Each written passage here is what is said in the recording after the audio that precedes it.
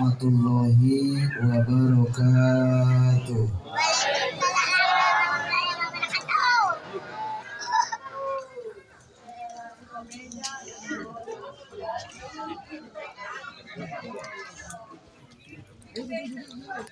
Alhamdulillahillazi khalaqal mauta wal hayat,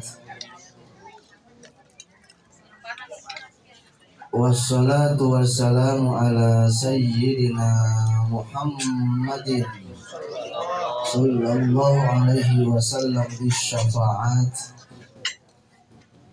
wa ala alihi wa sahbihi zawil nufusi zakiyat, amma ba'du. Faqala Allah ta'ala fil Qur'anil Karim, a'udzu billahi minasy syaithanir rajim, bismillahirrahmanirrahim. Aynama takunu yudrikumul maut walau kuntum fi burujin musyayyadah. Al-ayah. Wa qala nabiyyuna Muhammad sallallahu alaihi wasallam, al-mautu baghtatan. Al-hadits atau kama qala sadaqallahul azim wa sadaqa rasuluhul karim wa nahnu ala dzalika minasy syahidin wasyakirin walhamdulillahi rabbil alamin. Puja puji marilah sama-sama kita panjatkan kepada Allah Rabbul Izzati. Salawat teriring salam tercurah kepada junjungan kita Nabi besar Muhammad sallallahu alaihi wasallam beserta para sahabat, kerabat, tabi'in, atba'ut tabi'in. Segenap para kiai, para ajenan, para ustadz, para guru ngaji, para santri, kita doakan mudah-mudahan senantiasa mereka Allah berkahkan ilmunya, amin. Allah panjangkan umurnya, amin. Allah sehatkan jasadnya, amin. Serta mudah-mudahan senantiasa Allah kasih rahmatnya di dunia wal akhirah, amin. Ya Allah ya Rabbal alamin. Sepuh bini sepuh segenap tokoh masyarakat seluruh jajaran DKM Mushola, teristimewa segenap aparatur pemerintah baik sipil ataupun militer yang hadir yang tidak. Kita doakan mudah-mudahan senantiasa mereka Allah berkahkan hidupnya di dunia wal akhirah, amin. Ya Allah ya Rabbal alamin. Wabil khusus seluruh jemaah yang hadir takziah malam ke-100 atas nama Lukman Syah bin Muhammad Harun. Mudah-mudahan yang hadir jadi ahli surga, amin. Yang hadir masuk surga, amin. Yang hadir jadi penduduk surga, amin. Ya Rabbal, pengen masuk surga, pengen kalau pengen banget. Cepat apa lambat? Cepat.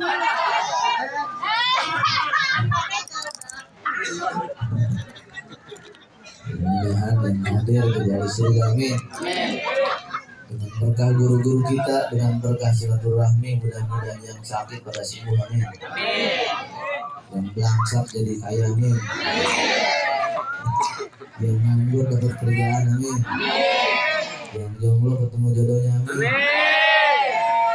Yang punya utang ada yang bayarin, amin.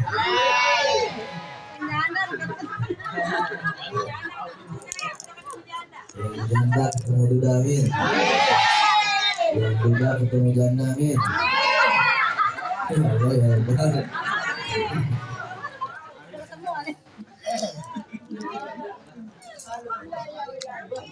Para jamaah kaum muslimin wal muslimat rahimakumullah, teristimewa kepada sahibul musibah keluarga Mamluk Mansyah bin Muhammad Harun, mudah-mudahan segenap keluarga yang beliau tinggalkan, istri anak senantiasa Allah kasih sabar di dunia wal akhirah, amin.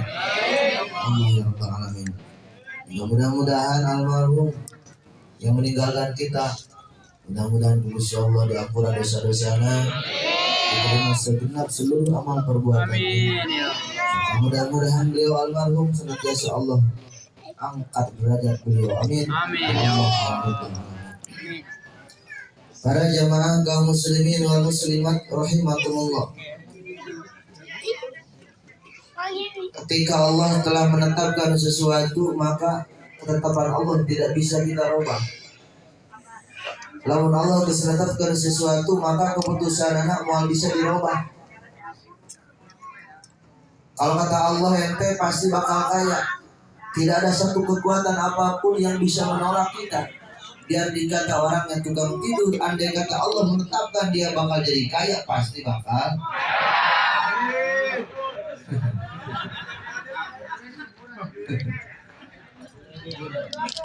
Tapi sebaliknya, kalau kata Allah ente pasti bakal miskin.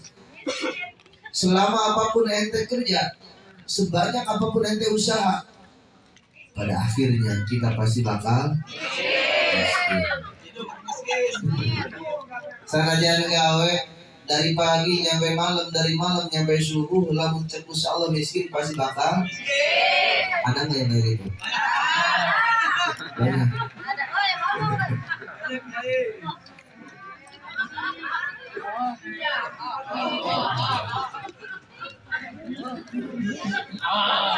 Lamun cekus Allah bakal kawin sanajan pagawean beres bae beungeut jorek wayah nama pasti bakal. Pasti itu kedatangan Allah. Namun Allah sudah menetapkan sesuatu, apapun keputusan Allah pasti datang kepada kita. Sanajan dihalangan, andai kata kita halangin, apapun kekuatan kita, jabatan tidak bisa menghalangi kekuatan Allah, ilmu tidak bisa menghalangi kekuatan Allah, harta kita tidak bisa menghalangi kekuatan Allah. Ketika Allah menetapkan sesuatu pun fayakun, maka pasti bakal terjadi. Dan satu di antara ketetapan Allah adalah mati. Pasti semua yang bernyawa Allah kasih mati.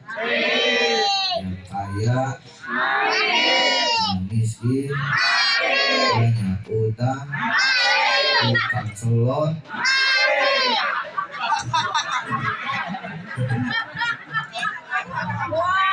Banyak yang selot ada. Ngomongin selot pak. Pakai kamati. Pakai apa modal? Ngomongin selot. Semuanya pasti bakal mati man. Yang cakep mati, yang jelek mati banget.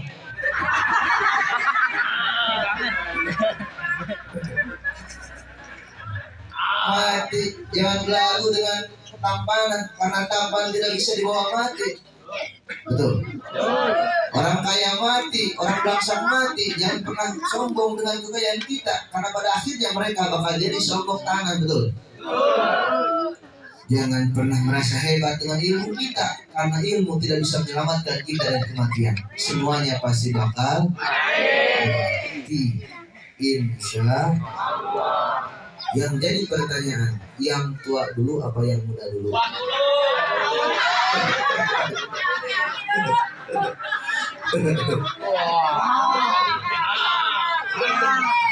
Yang tua apa yang muda? Yang tuanya.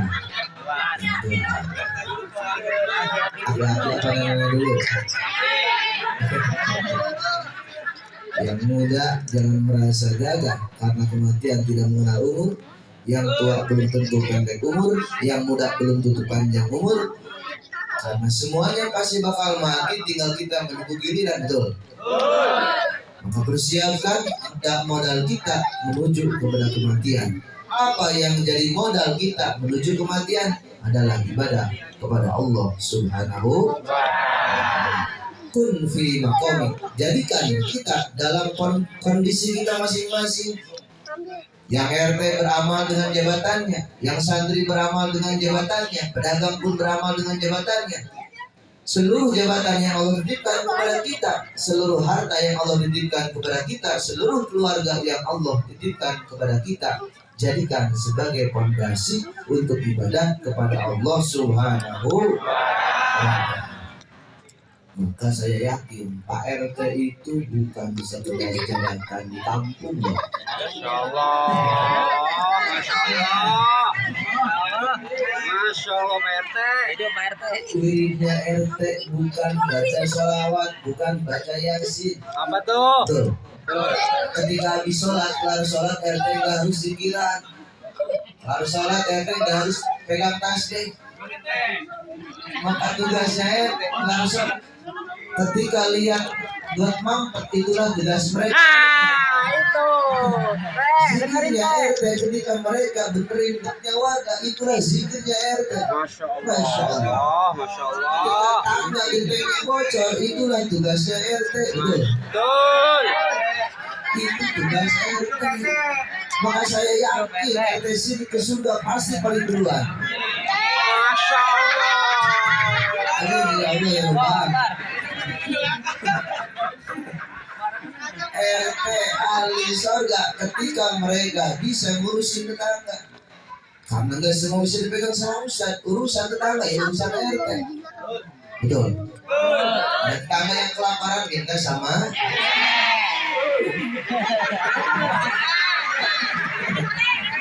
Dengerin teh. Tetangga pengen kawin minta jodoh sama.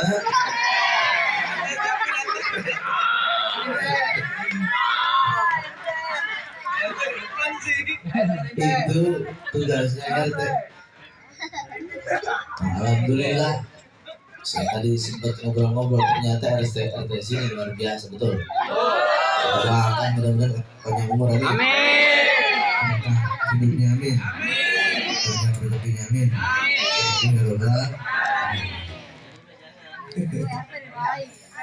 Luar biasa. Kunfi makomi. Jadikan kondisi kita yang Allah berikan kepada kita sekarang itu sebagai landasan ibadah kepada Allah. Yang jadi ustaz beramal dengan ilmu mereka, yang berdagang andaikan mereka punya harta berbagi sedikit dengan tetangga, itulah tugas mereka. Karena Allah kasih gelar, kasih jabatan dalam dunia itu semuanya tidak pernah sama. Ada yang jadi RT, ada yang berdagang, ada yang menganggur, ada yang jadi santri, ada yang jadi ustaz. Dalam kampung saling bersinergi mereka, pejabatnya bersinergi dengan ulama, rakyatnya bersinergi dengan pejabat. Nah, insya Allah satu kampung pasti Allah kasih berkah. Amin. Ya Allah ya Rabbal Alamin. Alhamdulillah warga sini, warga Tanah Tinggi, orang-orangnya pada dengar ngaji. Alhamdulillah Rabbil. Subhanallah luar biasa. Ngajinya enggak pandang waktu. Ngajinya hujan ngaji, panas pun ngaji, lagi banyak duit laksa pun ngaji. Hebat orang sini, ibu-ibunya ngaji, bapak-bapaknya ngaji, mantap.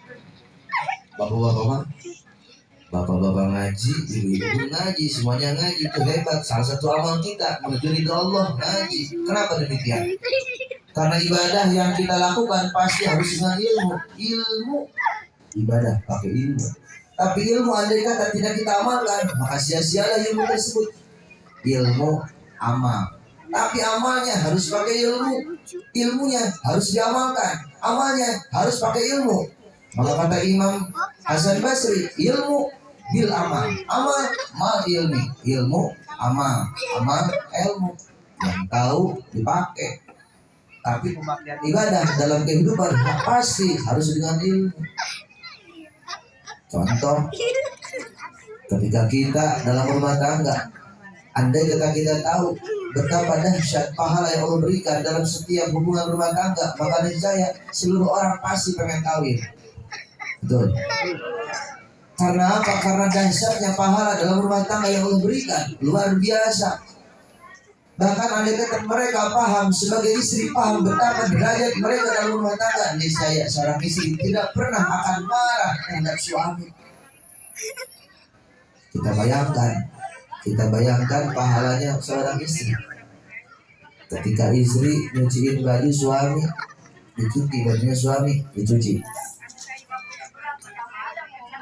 Ketika dicuci satu tetes air cucian dari cuciannya baju suami yang kita cuciin oleh kaum istri, satu tetes dari cuciannya suami, maka Allah ampuni 10 dosa mereka, Allah angkat 10 dosa mereka, Allah limpahkan 10 kebaikan bagi kaum muslimin. Alhamdulillahirabbil. Itu baru satu tetes.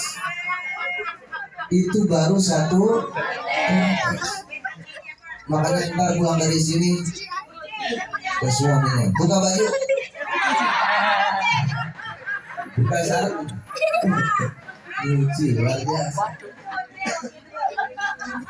Betapa dahsyat pahala ketika kita tahu dalam rumah tangga merupakan sarana untuk mendulang amal-amal yang luar biasa. Tapi yang paling penting rumah tangga adalah pendidikan terhadap anak-anak kita. Itu yang paling hebat, pendidikan untuk anak-anak kita. Anak-anak kita harus dididikan dalam satu sistem yang sangat bagus menuju ridho Allah. Karena sekarang zaman terkontaminasi dengan berbagai hal-hal tentang urusan dunia. Internet, betapa internet sangat merusak generasi kita, betul? Anak kecil sekarang udah pada fasih main HP, betul ya? Main Mobile Legend, main FF, main TikTok. Nauzubillah sekarang zaman ketika Quran ditinggalkan dengan handphone, ketika Quran kalah dengan handphone. Sekarang ketika frekuensi tentang surga, sekarang kalah sinyal dengan wifi, betul? Ini zaman seperti itu. Cewek sekarang pada demen main TikTok di kamar. Cewek sekarang masak pada kagak bisa. Dulu mau masak rapi, ngurusin suami hebat. Sekarang mau masak kagak bisa karena hari-harinya ngurusin HP. Betul? Sambil jalan HP, sambil diri, mau tidur, bangun tidur, sambil ngisi. Sekarang HP, WC bawa HP, OTW WC, OTW WC.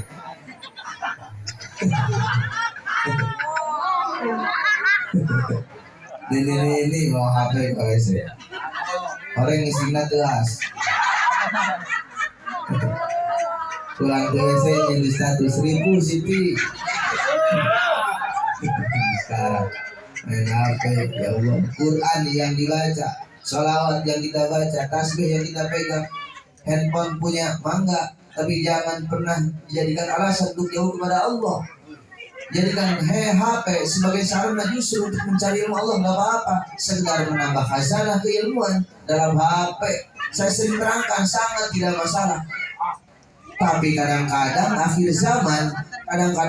zaman handphone malah jadi penghalang menuju ridho Allah. HP kadang-kadang jadi sabab menjauhnya dari Allah Subhanahu wa Ta'ala. Orang kadang-kadang handphone itu sekarang jadi satu kebutuhan, benar ya? Kemana-mana selalu bawa HP. Di mana-mana ibu-ibu bikin konten, nenek-nenek bikin konten, anak muda bikin konten. Lupa mereka bikin konten tentang Allah, lupa mereka ibadah kepada Allah. Yang mereka pikirkan gimana caranya biar terkenal, biar jadi viral sekarang. Nauzubillah, maka didiklah anak-anak kita. Didiklah mereka anak-anak kita, karena mereka lah sesungguhnya generasi kita. Ketika kita sudah meninggal, kita sudah pada mati, pada meninggal, maka tinggallah mereka anak-anak kita. Apa yang terjadi di kampung Tanah Tinggi ketika anak-anak kita tidak pada mau ngaji, betul? Nah, bakal terjadi ketika anak-anak udah mati dari reken ngaji, yang ada malah main HP mulu. Maka dari sekarang didik anak-anak kita untuk ngaji, didikkan kepada pengajian, didikkan biar mereka paham dengan pengajian, insya Allah. Anak mudanya ngaji, yang tuanya ibu-ibu, bapak-bapak, yang ngaji mati nggak ngaji, mendingan pulang ngaji.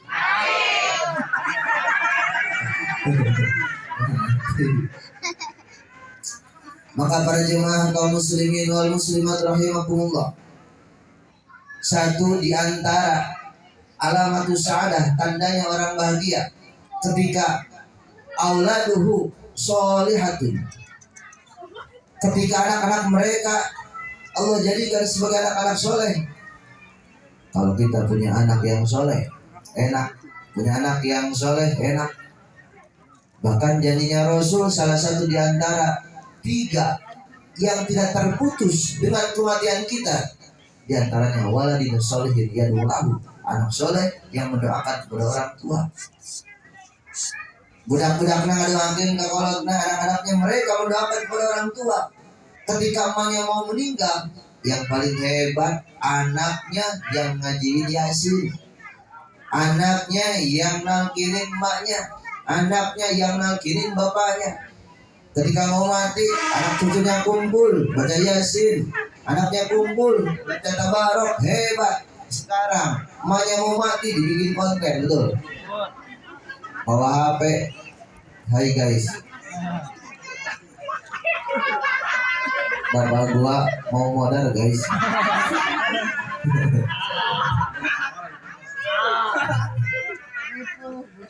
Badannya udah lut-lutan guys. Kalian ya guys, gak sedang modal. Itu anak sekarang kematian pun dijadiin konten. Ya Allah ya Rabbi. Maka ketika yang paling hebat, ketika anak-anak kita mentagihkan, bahkan ketika orang tua kita meninggal, yang seharusnya bisa memandiin mereka orang tua kita bukan orang lain, tapi anak-anaknya yang bisa memandiin mereka. Emaknya mati, yang mandiin bukannya Amir, bukannya tetangga, anak-anaknya yang mandiin. Bahkan ketika bawa ke kuburan, mereka lah yang membawa karena mereka ke kuburan. Subhanallah, yang mensolatkan anak-anaknya mau nyolatin. Makanya mam, kalau tahlil keluarga mayit, keluarga almarhum, kita mah yang datang cuma undangan, yang wajib ngedoain adalah anak-anaknya. Kecuali masih kecil, kalau udah gede ada hall orang tua kita, itu anak-anaknya kalau bisa jangan jalan-jalan, duduk ikutin acara dengan hikmat, baca tahlil, baca zikir, tahmid, salawat dan sebagainya. Karena mereka lah yang mendoakan orang tuanya, anak-anak kita yang mendoakan mereka. Katakannya Rasul, isma syita, walaupun anaknya bajingan terserah. Orang hidup di dunia isma syita, semaunya kita. Katakannya Rasul, terserah orang tanah tinggi isma syita. Orang tanah tinggi hidupnya mau minum ciu terus, terserah.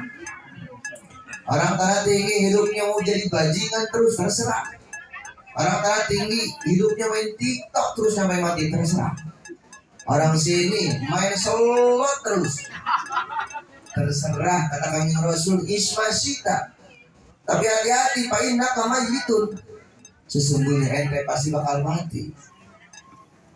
Banyak di kampung saya, istrinya nangis. Dia cerita sama saya, minta air. Kenapa mak? Suami saya gadein surat tanah, mobil dan sebagainya. Emang kenapa? Main slot. Saya nanya, emang main slot gimana? Dia nerangin sama saya, diterangin.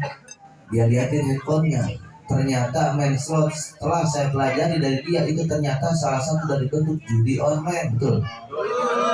Itu salah satu bentuk judi online. Masya Allah, itu banyak sekarang orang yang main slot, banyak, betul? Kecuali di sini. Insya Allah warga sini nggak ada yang sekarang. Pulang sini wallahu. Ya Allah ya Rabbi, hati-hati loh. Kalau kemarin di kampung-kampung pada merebak, orang pada mancing. Yang mancingnya dijadiin untuk sarana berjudi, mancing berjudi. Galatama, kita beli ikan 10 kilo, terus kita lepasin di kolam, terus kita pancing lagi. Kadang-kadang kita dapat 1 ataupun 2, maka sisanya untuk mereka yang punya kolam. Itu termasuk warna dari judi. Mancing itu termasuk warna judi, kecuali mancingnya di laut, renang sendiri, pulang-pulang innalillahi wa inna ilaihi raji'un.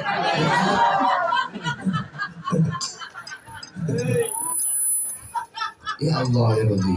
Maka hati-hati yang mancing judi dengan bentuk apapun tetap judi. Judi dengan bentuk apapun tetap judi, itu hukumnya dosa. Ya Allah, ismasyita, kita hidup apapun, kita mau maksiat sekalipun, dari pagi sampai malam maksiat, nggak berhenti maksiat. Dari pagi sampai malam nggak berhenti maksiat. Katakannya Rasul, ismasyita, hidup semaunya kita, fa inna kamayitun, tapi ingat loh, ente pasti bakal mati. Ente pasti bakal mati. Ente pasti bakal mati. Semuanya pasti bakal mati. Maka dalam salah satu kitab diterangkan, ketika kematian datang pada seseorang, maka ruh tidak pernah merasa mereka bertemu dengan kematian. Ketika orang mati, dibaringin di tengah rumah ya biasanya, ditutup pakai kain panjang, itu ruhnya di atas jasad. Itu ruhnya mayit yang baru diangkat oleh Allah, yang baru diambil oleh Allah, ruhnya di atas jasad. Jasadnya di tengah rumah, ruh di atas jasadnya mereka. Dan ruh merasa mereka tidak sedang mati. Ruh merasa mereka tidak sedang mati, kata ruh. Saya lagi mimpi mati. Jasadnya di bawah, ruhnya di atas. Mereka paham siapa yang datang, mereka tahu siapa yang takziah. Keluarganya yang nangisin, mereka lihat. Anaknya yang nangis, mereka paham. Orang tuanya yang merasa kehilangan, mereka pun sadar. Karena ruh masih ada dalam sekitaran mereka. Ketika jasad ditutup pakai kain, gak lama kemudian Amil nyiapin tempat pemandian. Dibawalah jasad menuju tempat pemandian, digotong, dibawa batu mandian, dimandiinlah jasad kita. Yang masih pakai baju kadang-kadang digunting pakai Amil, betul ya? Seret digunting pakai Amil, dibukain baju kita, tinggallah sarung tanpa pakai celana. Selanjoran di tempat pemandian, enak lomang mati, mandi dimandiin, betul. Baju dipakein, betul. Jalan pun digotongin, betul.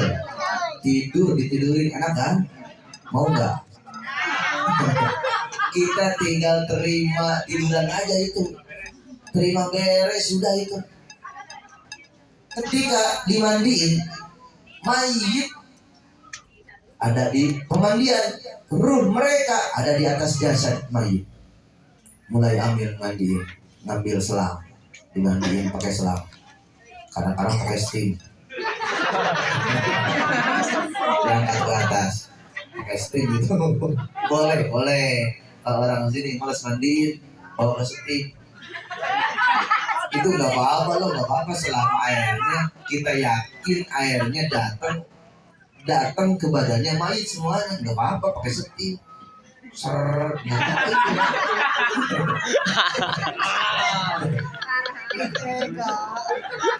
mulailah selang dibawa, mulai mayit dimandiin, dari mulai ujung mata sampai ujung penglihatan dibersihin sama angin. Hidungnya dikorek-korek pakai korek kuping yang dikapasin, korek-korek. Jangan kenceng-kenceng bang, sakit, mayit lebih sensitif daripada yang hidung. Ini mah hidung dirojokin pakai lilin. Mayit protes. Biasa dikorek-korek pakai korek kuping, kadang-kadang pakai kapas. Pakai apa? Benar, dikorek-korek, dibersihan. Terus telinganya dibersihin, belakang telinga dibersihin. Itu sabun yang biasa dipakai mayit yang paling hebat. Jangan pakai lip boy kalau emang mayitnya nggak biasa pakai sabun itu. Misalkan pemuda meninggalnya masih muda, dia pakai Biore Whitening, dia pakai itu. Pakai facial wash, pencuci muka pakein mayit biar cakep, glowing. Kecuali orang sini kalau berminyak pakai sunlight, bener. Dibersihin. Yang biasa pakai sabun cair, pakein sabun cair. Yang biasa pakai pencuci muka, pakailah pencuci muka. Yang ketika giginya biasa digosok pakai close up, pasang giginya, pakein mereka pasang gigi close up. Karena mayit itu nggak merasa asing dengan benda-benda yang biasa dia pakai. Ini mah kadang-kadang pakai lip boy, samponya lip boy, gigi pun lip boy lah udah mati ini. Ya biasa lah, sampo pakai clear, pakai samponya pakai pentin, pakai clear biasa. Yang biasa dia pakai itu dipakein ketika mandi mayit.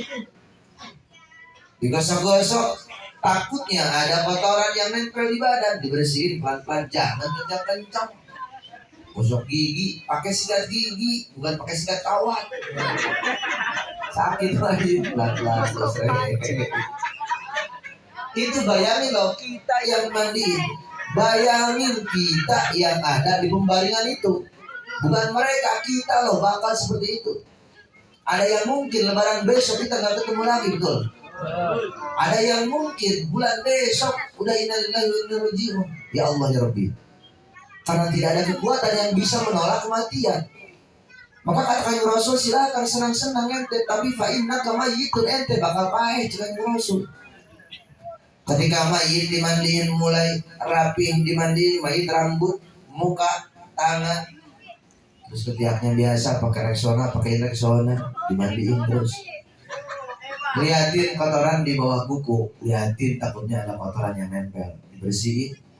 Bahkan lubang belakang pun, lubang zuburnya biasanya itu dibersihin. Kalau hamil ya pakai kain atau pakai sarung, Westlife, masuk ke dalam, dikorek-korek. Itu kita bakal seperti itu. Ya Allah ya Rabbi, kita bakal ada di tempat pemandian, yang mandiin orang-orang, yang paling hebat yang mandiin anaknya. Amil cuma ngarahin, kata Amil nih, mam gini mam, bang gini bang. Amil yang ngarahin, anaknya yang mandiin. Ketika kurang rapi, baru Amil ngerapiin. Kelar mandiin langsung diwuduin, pakai air biasa diwuduin. Kelar diwuduin, maaf sedikit, ketika ngemandiin, andai kata mayitnya sosok yang punya wibawa, dalam artian punya kehormatan dalam suatu kampung, baik tokoh atau perusahaan, yang biasa mereka tidak pernah memperlihatkan aurat mereka kepada umum, pahanya nggak pernah kelihatan, betisnya nggak pernah kelihatan, maka ketika dimandiin mereka jangan pernah diperlihatkan paha mereka kepada umum. Tutupin pakai sarung, selangnya yang masuk ke dalam dibersihin, tutupin pakai sarung, jangan pernah dibuka-buka. Karena ketika hidup ditutup, matinya pun harus ditutup. Kelar dimandiin mayit, dibawa kita nih, bayangin kita yang dibawa. Bayangin rumah kita, dimandiin kita di sebelah mana. Terus kita dibawa lah ke tempat kain kafan kita. Amil udah nyiapin, ditidurkan kita di atas kain kafan kita. Mulai kita tidur di atas kain kafan, hidung dipakein kapas, mata disiapin kapas, telinga pun dimasukin kapas, leher dibungkus pakai kapas, leher ketiak ada kapasnya, bahkan selangkangan pun dipakein kapas. Ya, para jari-jari biasanya ada yang pakein kapas. Subhanallah, itu kita bakal seperti itu. Maka sekarang buka HP bukan nyari konten apapun, coba nyari tutorial kematian. Kita nyari-nyari gimana sih matinya enak. Kita nyari di HP, belajar untuk mati, mang. Sebelum mati beneran datang kepada kita, kita belajar mati sekarang. Pulang ke rumah, mamang minjem mukena sama istri, minjem mukena. Kenapa mau belajar mati ini? Belajar kita mati pakai kain putih, pasangin kapas di hidung, kapas di mata, kapas di telinga, taliin atasnya, taliin perutnya, taliin bawahnya. Terus kita ambil HP, selfie coba, jepret. Lihat foto kita yang pakai kapas, pakai mukena yang diikat kepalanya. Berani nggak kita jadiin foto profil? Tulis di bawahnya merek modal. Berani nggak kita seperti itu? Karena kita bakal seperti itu loh. Kita bakal seperti itu. Jadikan kematian sebagai itibar bagi kita. Kita bakal mati. Kita senang-senang, silakan. Orang sini mau minum jus terserah. Agama yang larang, saya cuma mengingetin. Urusan pengamalan, urusan pemakaian terserah ente masing-masing. Mau minum cium seharian pun gak apa-apa, terserah. Kata kami Rasul, tapi fa innaka mayyitun, ente pasti bakal mati. Maka ketika kita posisi sudah mulai ada di atas kain kafan, dibungkuslah pakai kain kafan. Ruh masih di atas jasad, dan ruh pun melihat jasad kita. Ruh tidak sadar kalau mereka sebenarnya sudah mati, dan ruh merasa itu merupakan bagian dari mimpi buruk mereka. Gak lama kemudian jasad dibawa masjid ke musola, mulai disolatin. Mulailah disolatin. Jasad mulai disolatin, dibawa ke musola.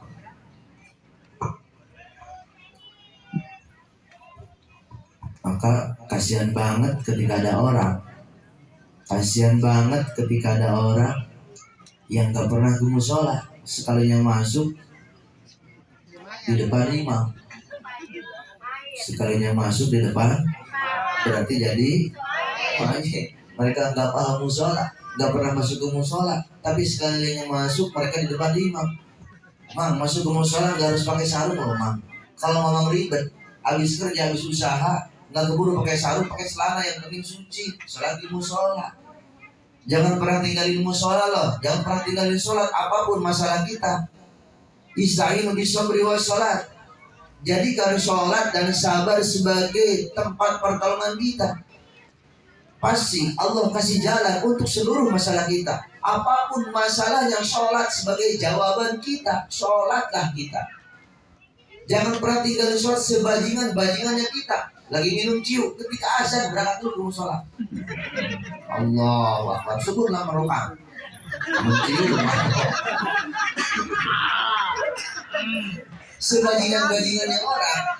Sebajingan-bajingannya orang, saya minta ketika sholat jangan pernah tinggalkan sholat. Maka suatu saat dengan berkahnya sholat mereka, pasti Allah kasih jalan untuk kembali kepada Allah, untuk dapat hidayah yang lebih luar biasa dari Allah Subhanahu wa ta'ala.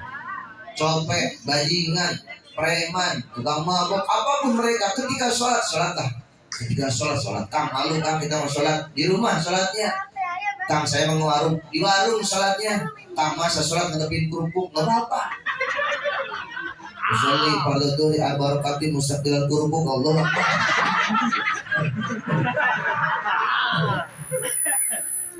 Apapun kesibukan kita sholat, maka sering di kampung saya lagi hajatan, tukang masak agak sholat. Betul. Itu di kampung saya. Di kampung saya itu kalau lagi hajat, kalau lagi pesta, itu tukang masak agak sholat. Itu di kampung saya. Di sini mah nggak pernah sholat.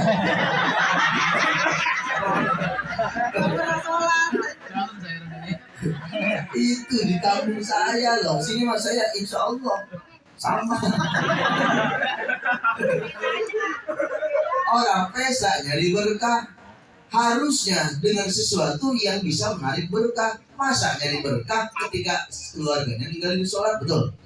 Pengantinnya nggak sholat, yang jaga panggungnya nggak sholat, pengejeknya, pengiringnya nggak sholat, tukang somnya nggak sholat, tukang tendanya nggak sholat, tukang masaknya nggak sholat, tamunya pun nggak sholat. Gimana kita berkah ketika pesta kita dikelilingi orang-orang yang jauh dari Allah? Betul. Maka sholat, tukang masak, ketika lagi hajatan pun sholat, jangan tinggalkan. Kang, pan ini tempat yang gak enak. Andai kata